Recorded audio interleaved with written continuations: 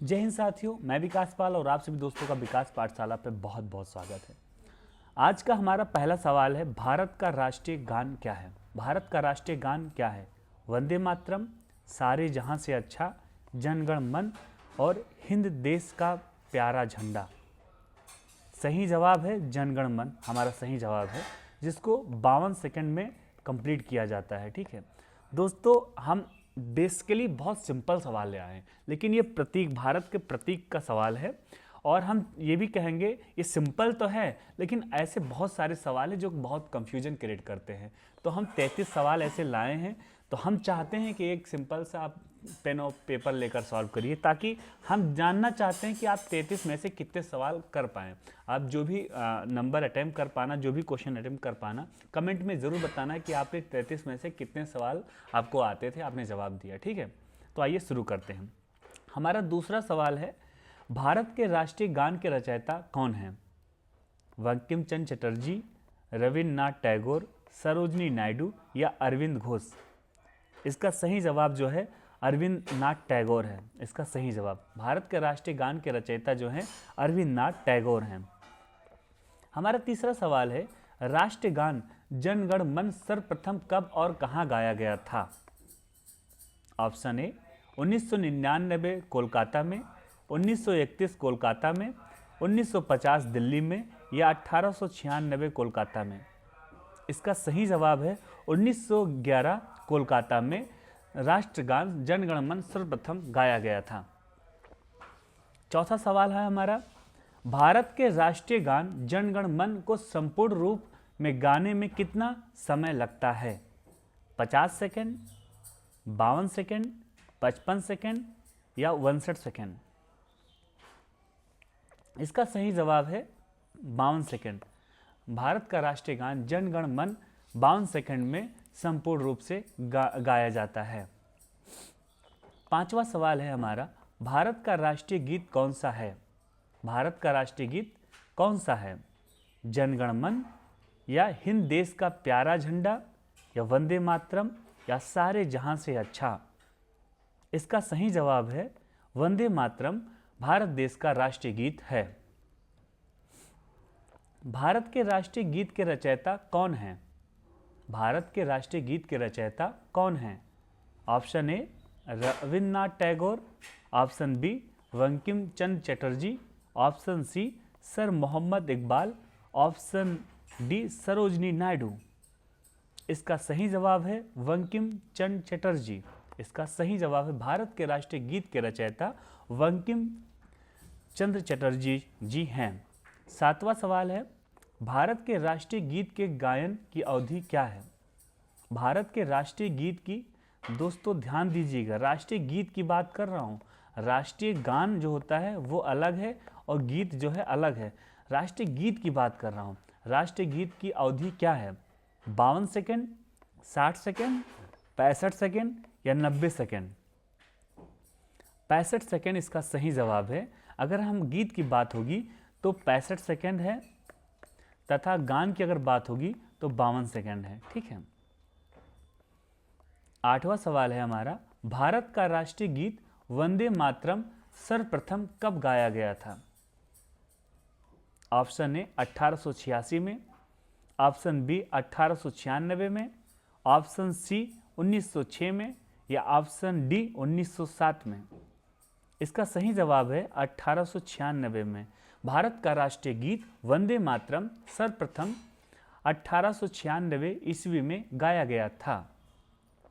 हमारा नौवां सवाल है, भारत का राष्ट्रीय गीत वंदे मातरम किस ग्रंथ से संकलित है?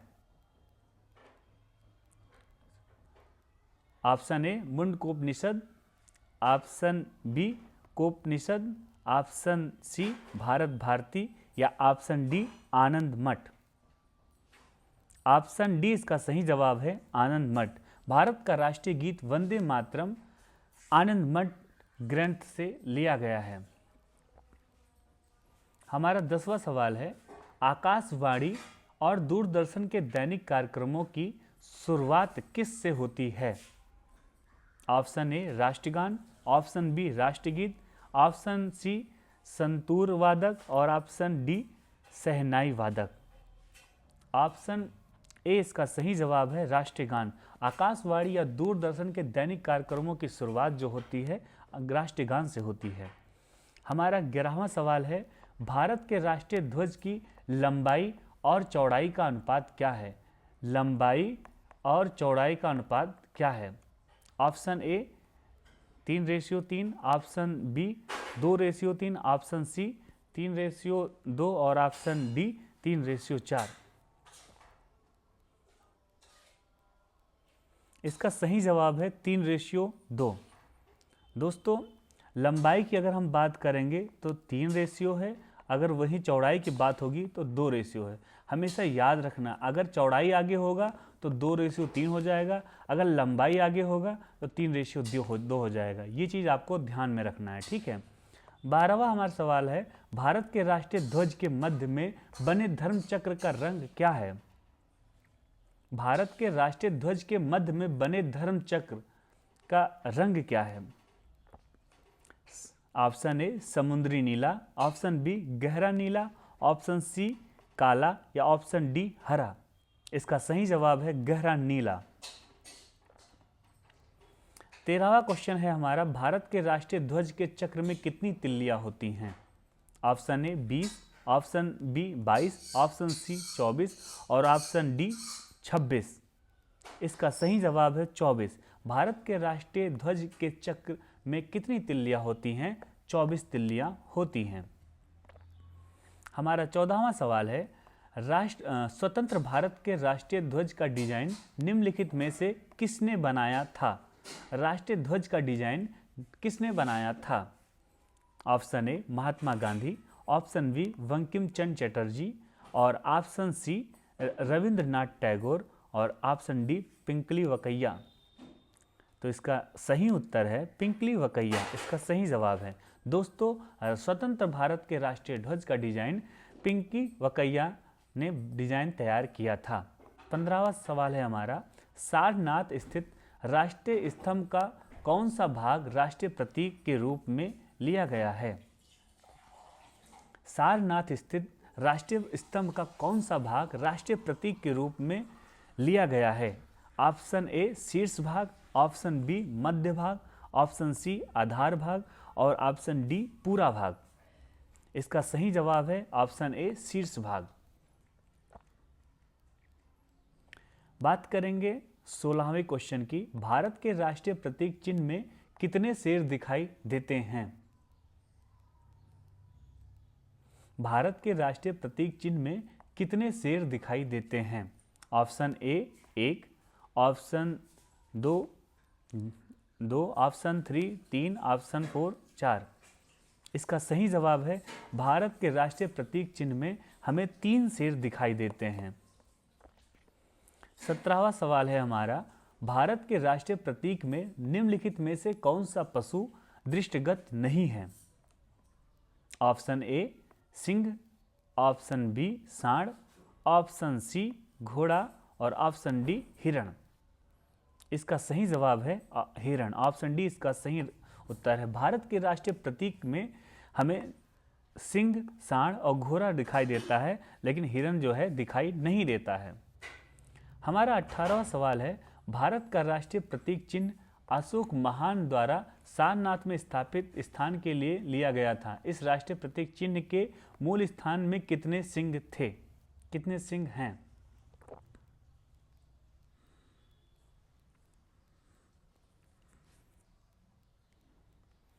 Option A 2, option B 3, option C 4 और ऑप्शन डी 5।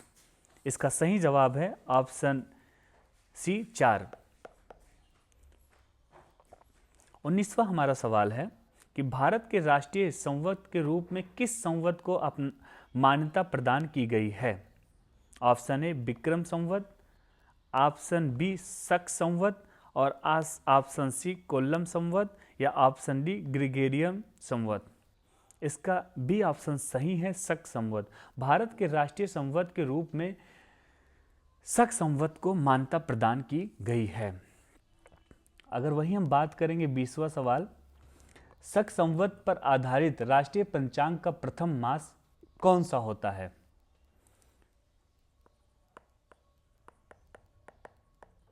ऑप्शन ए चैत, ऑप्शन बी वैशाख, ऑप्शन सी माघ और ऑप्शन डी कार्तिक। इसका सही जवाब होगा ऑप्शन ए चैत। दोस्तों चैत से स्टार्ट होता है और पहला जो महीना होता है चैत का होता है तथा दूसरा जो महीना होता है वो फाल्गुन का होता है। ठीक है, अब हम बात करेंगे 21वीं का शक संवत पर आधारित राष्ट्रीय पंचांग का अंतिम मास कौन सा है? हमारे पास option A Magh, option B Phalgun, option C Chait और option D Baisakh. Option B इसका सही जवाब है फाल्गुन। शक संवत पर आधारित अंतिम जो महीना होता है वो फाल्गुन का होता है। अगर पहले महीने की बात करेंगे तो वो चैत का होगा। 22वां सवाल है हमारा, भारत का राष्ट्रीय पशु कौन सा है? भारत का राष्ट्रीय पशु कौन सा है? ऑप्शन ए चीता, ऑप्शन बी सिंह, ऑप्शन सी बाघ या तेंदुआ। इसका सही जवाब है हमारे भारत का राष्ट्रीय पशु जो है बाघ है। अगर हम बात करेंगे 23वें सवाल की, तो बाघ से पूर्व भारत का राष्ट्रीय पशु कौन था? ऑप्शन ए चीता, ऑप्शन बी हिरण या ऑप्शन सी गाय या ऑप्शन डी सिंह। इसका सही जवाब है ऑप्शन डी सिंह। बाघ से पहले हमारे भारत का राष्ट्रीय चिन्ह जो था वो सिंह था। हमारा 24वां सवाल है, भारत का राष्ट्रीय पक्षी कौन है? ऑप्शन सी इसका सही जवाब है मयूर भारत का राष्ट्रीय पक्षी है। 25वां सवाल है, भारत का राष्ट्रीय आदर्श वाक्य क्या है? ऑप्शन ए सत्यमेव जयते, ऑप्शन बी वंदे मातरम और ऑप्शन सी जय जवान जय किसान या ऑप्शन डी जय हिंद। इसका ऑप्शन ए सही जवाब है सत्यमेव जयते। भारत का राष्ट्रीय आदर्श वाक्य जो है सत्यमेव जयते है। 26वां सवाल है, भारत का सर्वोच्च राष्ट्रीय पुरस्कार कौन सा है? Option A Bharat Ratna, option B Padma Vibhushan और ऑप्शन सी पद्म विभूषण या option A D Padmashri. Option A Bharat Ratna इसका सही जवाब है। भारत का सर्वोच्च राष्ट्रीय पुरस्कार जो है भारत रत्न है। हमारा 27वां सवाल है, भारत का राष्ट्रीय खेल कौन सा है? Option A hockey, option A cricket, option B hockey, option C football और option D kabaddi. Option B इसका सही जवाब है। हमारे देश का राष्ट्रीय खेल जो है हॉकी है। भारत का राष्ट्रीय फूल कौन सा है? भारत का राष्ट्रीय फूल कौन सा है? दोस्तों आप सभी को कमेंट में बताना है कि हॉकी में कितने प्लेयर होते हैं। अगर आप सही जवाब देंगे तो मैं आप सभी को एक लाइक जरूर दूंगा। ठीक है, भारत का राष्ट्रीय फूल कौन सा है? ऑप्शन ए गुलाब, ऑप्शन बी चंपा, ऑप्शन सी कमल, ऑप्शन डी चमेली। ऑप्शन सी इसका सही जवाब है।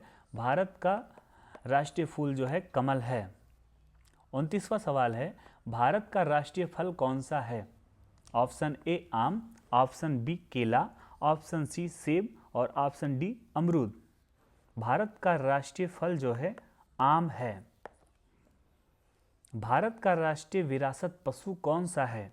ऑप्शन ए घोड़ा, ऑप्शन बी हाथी, ऑप्शन सी ऊंट और ऑप्शन डी चीता। भारत का राष्ट्रीय विरासी जो पशु है वो हाथी है। ऑप्शन बी इसका सही जवाब। 31वां सवाल है, भारत का राष्ट्रीय मिठाई कौन सा है? Option A gulab jamun, option B rasgulla, option C jalebi और option D kaju katli.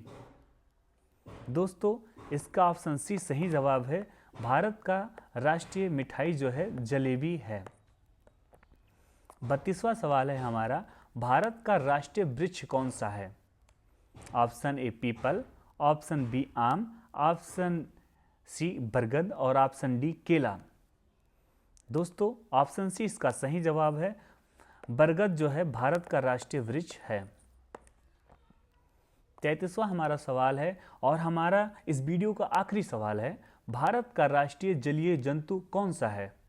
Option A whale और ऑप्शन सी बी मगरमच्छ, ऑप्शन सी गंगा डॉल्फिन और ऑप्शन डी इनमें से कोई नहीं।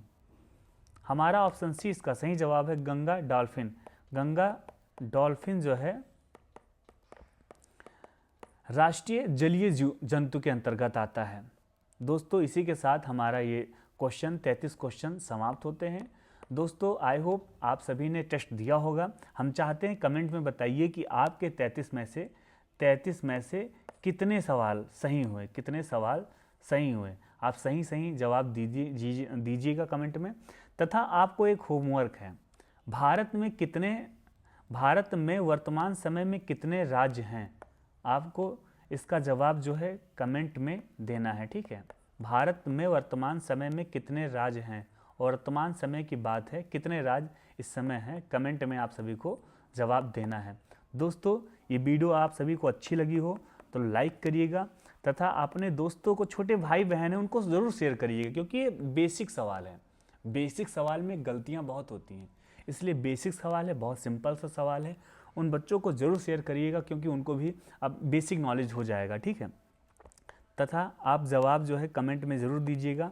आप हमारे चैनल पे पहली बार जुड़े हैं तो चैनल को ज़रूर सब्सक्राइब करिएगा। उससे क्या होगा, हमें भी थोड़ा सा आपके तरफ से एक सपोर्ट मिल जाएगा। आपका कुछ नहीं जाएगा, मुझे एक मोटिवेशन मिल जाएगा। दोस्तों मैं महाबली से प्रार्थना भी करूंगा कि आप सभी कड़ी मेहनत से तैयारी कर रहे हैं, इसलिए आप सभी को सफलता मिले, ताकि आपके घर में खुशियाँ आएँ। जय हिंद, वंदे मातरम। फिर मिलेंगे एक नई वीडियो के साथ। मेरे साथ बहुत प्यार से बोलिए, भारत माता की जय।